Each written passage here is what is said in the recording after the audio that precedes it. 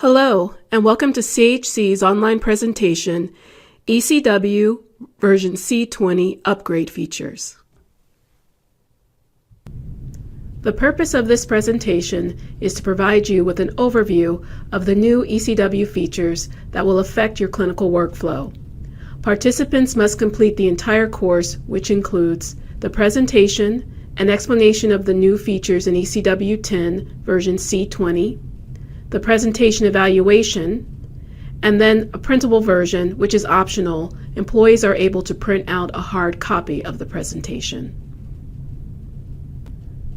At the end of this presentation, you will have viewed our upgrade highlights, patient safety enhancements in the following areas, the right panel problem list, the concurrent lock feature in telephone encounters and more commonly used areas of the chart, and medical summary.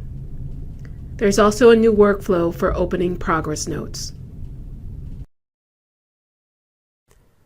In this first section, upgrade highlights. Here are some important items to remember the weekend of our upgrade. Laptops and computers will be upgraded over the weekend starting November 12th. Your laptops must remain on site that weekend, the 12th and the 13th. This will ensure that your eCW application is updated prior to seeing patients on Monday morning. Records will need to be printed for patients scheduled on Saturday the 12th, and as a precaution, Monday the 14th as well. eCW will not be available from 7:30 p.m. Friday, November 11th, until 10 p.m. Sunday, November 12th. On Saturday the 12th, all sites will be closing at 12 noon. Including those normally open until 4 p.m. The phone lines will be rolled over to around the clock for coverage at 12 noon that Saturday. And finally, Novo, Centricity, Open Dental, and Outlook will be available for use. Next, Patient Safety Enhancements 1. The main changes in the C20 upgrade have to do with patient safety. eCW has upgraded its technology to provide triggers and alerts that help the users make the safest choices in their documentation of patient care. Let's begin with those safety features that will affect all clinical staff. Patient Safety Level 1. This section includes ICD level icons added to the problem list, the concurrent lock feature, medical summary enhancements, a new workflow, the removal of the pop-up carry forward medications into the progress note. The right panel's problem list section now easily distinguishes between ICD-9 and ICD-10 codes using icons. This feature will help providers quickly identify the ICD-9 codes that need to be replaced on the problem list. For support staff, they will now understand the difference between the two and the new screen. There is a new feature called Concurrent Lock that blocks users from documenting in the same area of the chart. Since most clinical roles interact with telephone encounters, it's important that all staff be aware of how the Concurrent Lock feature will work in a TE. When more than one user accesses the same area of a chart simultaneously, the CHC standard workflow will be, when the access warning appears, users must remember to always click No to exit the window without making any changes. If the Yes button is clicked, the changes you make will overwrite those of the first user. If access is urgent, you can send a link message to the user currently in the TE to close it as soon as possible. For a clear understanding of how the concurrent lock feature works, review the following scenario. A PSA has answered the call of a patient that would like his test results. She has created a TE and sent it to the PCP. However, the PSA forgot to add some additional information, so she opens the TE again to add it. In the meantime, the provider opens the TE and decides to click the Yes button when the access warning advised her that the PSA was currently in the same telephone encounter. The provider writes her instructions in the TE, but notice that the information that was entered by the PSA is missing, the area highlighted in yellow. Returning to the PSA's window, when finished, she clicks the OK button and receives the following message. Other user has changed data when you were working. For patient data consistency, this screen will be closed. At which point, the information will be lost. There will be no record in the log history of what the PSA added.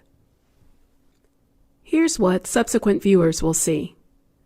The PSA's original timestamp and the message sent to PCP, along with the provider's timestamp and message. For more clarification of this workflow, watch the following product demo. In this scenario, the PSA has created a telephone encounter for a patient who would like their test results. She's assigned it to the provider, but remembered that she needed to add some additional information, so she opened it back up, and she's in the process of documenting that right now. However, in the meantime, the provider has seen the telephone encounter and goes to open it up. The access warning pops up advising them that someone else is already in it, and the provider goes ahead and clicks yes. They add their timestamp with the information to call the patient back, and they decide to go ahead and assign it to their nurse, so that can be done.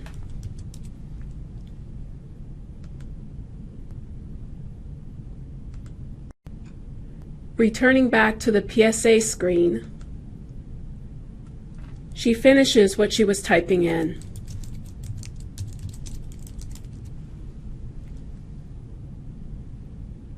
And clicks OK to close the window. However, she receives the message that another user has changed the data, so she goes ahead and clicks OK. Now, when we go back into that telephone encounter, what we'll see is the provider's information, but we don't see the timestamp that the PSA added. It's been lost. When we look into the log history, we can see the times that it's been modified,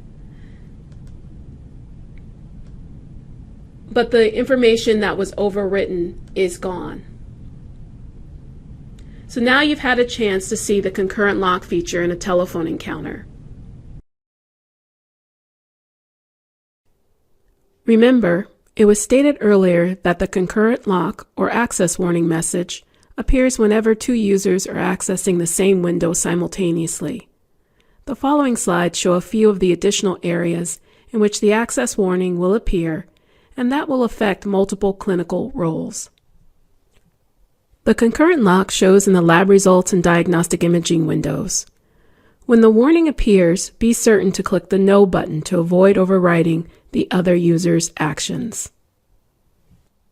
The referrals window. Again, click the No button to avoid overriding the other user's actions. Moving on to another patient safety feature, medical summary. Additional information has been added to the medical summary header. It now includes race, ethnicity, preferred language, and care team. Attention, new workflow. One last change that will affect multiple users concerns progress notes. Users will no longer be prompted to carry forward the current medications when opening the patient's visit note for today or future visits. Medications will no longer be pulled into the note by this prompt.